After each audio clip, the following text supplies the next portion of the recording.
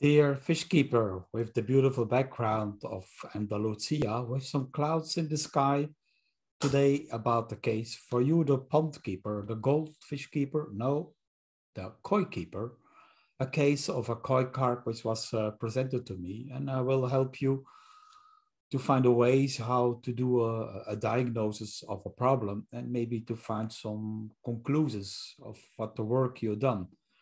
But sometimes it's not easy and sometimes it's complicated because we have sometimes limited resources with our simple microscope and with our simple naked eyes. So I share you my PowerPoint here, and it's about case number 97 already about the koi carp, the Cyprinus carpio, Miyatora, which is the breeder originally from Japan.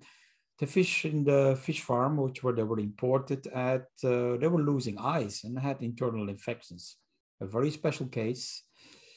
Now here we could see two of them selected, and some had no eye, and some here had a pop eye. And they were getting emaciated, very skinny, particularly the end of the body part. So there was not a well formed and well looking koi carp that was presented, particularly the ones who were losing eyes. You can see they were badly damaged. And typically that, first of all, before the eye was lost, before it was a Popeye, and then afterwards the eye was gone, maybe eaten away by the aggression of the fish in the fish tank or falling out because of an infection. And we opened the fish and we noticed the bloody organs. We didn't find anything special in the gills. So in the fish too, we found the same thing, bloody organs, not looking well. So we had to check for the organs, and we found here the liver, bloody red bleeding markets, an enlarged spleen, not normally looking. Also, you could see also the kidney was not very well. So we put it under the microscope, and you could see here the different markings in the organs, the liver, the spleen. This was the liver. Here we go to the spleen, which is not well formed, not normal healthy tissue. You can see the open areas, the bleeding spots, the bleeding, the big market, the blood clots also happening in the kidney. And this is not normal. And I would recommend, to look at this part here all clogged up, to send these kind of organs to a laboratory for a better diagnostic check, particularly for viral infections. Here is the liver. Here you see the poor spleen at the left, and the kidney at the right.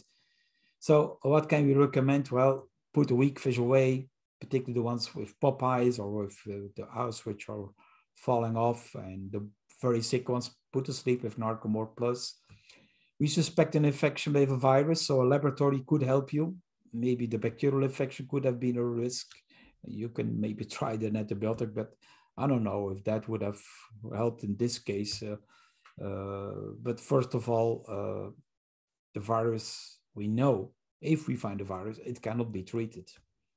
A virus can only be overcome by the fish, that he builds up an immune system to fight off the viral infection, and that you can control also the secondary bacterial infection, which usually appears on the fish afterwards.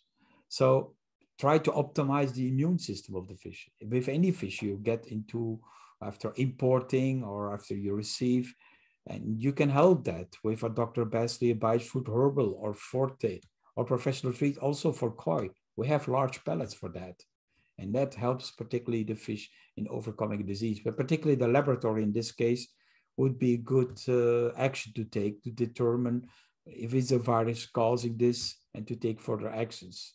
And ask your fish doctor for advice, ask your professional.